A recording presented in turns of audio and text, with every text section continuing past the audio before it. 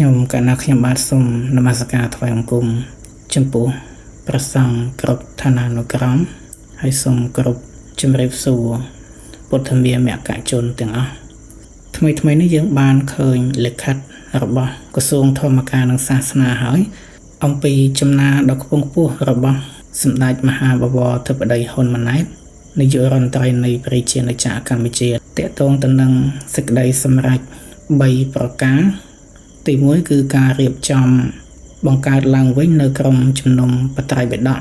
ដោយផ្ទៀងផ្ទាត់ទៅលើអត្ថកថាដីកាយោជនាជាដើមហើយទី2ការរៀបចំឲ្យមានពិធីសូត្របត្រៃបិដកខ្មែរនឹងរៀងរាល់5ឆ្នាំម្ដងនៅប្រាសាទអង្គរវត្តទី3គឺការកំណត់យកថ្ងៃទី1មេសាសម្រាប់ជាការប្រារព្ធដឹងគុណដល់ក្រុមជំនុំប្រែបត្រៃបិដកនេះជាកលានុវត្តភាពដ៏ឧត្តមឧត្តមមួយសម្រាប់ពុទ្ធសាសនាយើងដែលប្រមុខរាជរដ្ឋាភិបាលនឹងលោកបានគិតគូរយកចិត្តទុកដាក់ក៏ប៉ុន្តែអ្វីដែលជាចោតបញ្ហាមកវិញនោះគឺនៅត្រង់ថាតើស្ថាប័នពុទ្ធសាសនាខ្លួនឯងនឹងមានធនធានឬក៏មានមូលធនមនុស្សនឹងសម្រាប់ធ្វើកិច្ចការក្នុងនឹងហើយឬនៅនិយាយបែបនេះមិនមែនតិទៀនទៅលើស្ថាប័នពុទ្ធសាសនាថាអត់ធនធានមនុស្សទេក៏ប៉ុន្តែ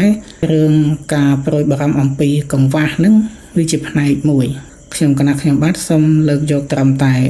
ជួរប្រមេគុណខេត្តមកចុះមានប្រមេគុណខេត្ត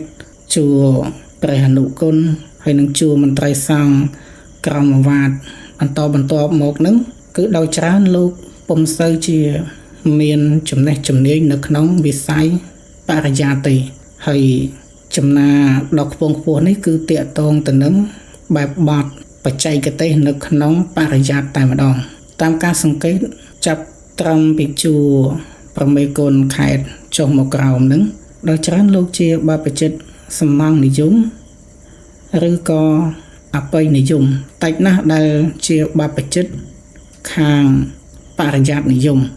ហើយប្រសិនបើធនធានដែលល្បីធ្វើការផ្សព្វផ្សាយខាងធម្មទេសនាដោយច្រើនលោកជាអវាទនិយមមានន័យថាជាអ្នកអប់រំព្រានប្រដៅពុទ្ធបរិស័ទទៅតែមិនមែនជាបុគ្គលបរិយ័តនិយមដែលត្រូវស្ថិតនៅក្នុងស្តង់ដារសម្រាប់ធ្វើការខាងវិស័យបរិយ័តនោះទេក៏ប៉ុន្តែយ៉ាងណាក៏ដោយចុះធនធានទាំងអស់នេះអាចបំពេញឲ្យគ្នាទៅវិញទៅមកបានគឺបព្វជិតដែលជាអវាទនិយមលោកមានចំណុចពិសេសមួយដែលអាចគៀងគោមូលធិសម្រាប់ទ្រទ្រង់នៅក្នុងវិស័យនោះហើយចំណែកឯបព្វជិតឬក៏បុគ្គលដែលជាចំណេះជំនាញនៅក្នុងវិស័យបរិយ័តមែនតែននោះគឺនៅតាមពុទ្ធកវិទ្យាល័យឬក៏នៅពុទ្ធកសាកលវិទ្យាល័យក៏ប៉ុន្តែធនធានទាំងអស់នេះមិនជាមានច្រើនប៉ុន្មាននោះទេដោយសារតែការសិក្សាទៅលើវិស័យព្រះបរិយ័តនេះវាទាមទារឲ្យមានការផ្ចិតផ្ចង់និងការបដិញ្ញាចិត្តនឹងខ្ពង់ខ្ពស់ណាស់ហើយធនធានទាំងនេះមិនបាននៅមូលផ្ដុំគ្នាទេគឺនៅបែកខ្ញែកគ្នាតាមបណ្ដាខេត្តតាមស្រុកក៏ប៉ុន្តែនេះមិនចោទជាបញ្ហាទេដោយសារនៅក្នុងសម័យនេះយើងមានបច្ចេ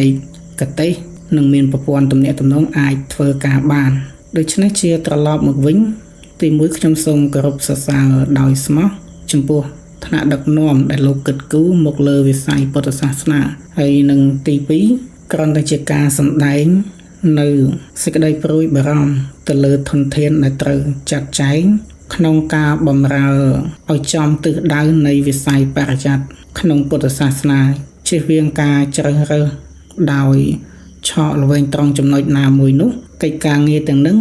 មិនបែរជាប្រសើរដោយចំនួនមុនទៅជាធ្វើឲ្យប្រឡាក់ប្រឡោសនៅក្នុងវិស័យបរិយ័តរបស់ពុទ្ធសាសនាទៅវិញអញ្ចឹងការសម្ដែងនៅមោទកភាពក៏ដូចជាវិមតិចំពោះដំណឹងដ៏ឧត្តម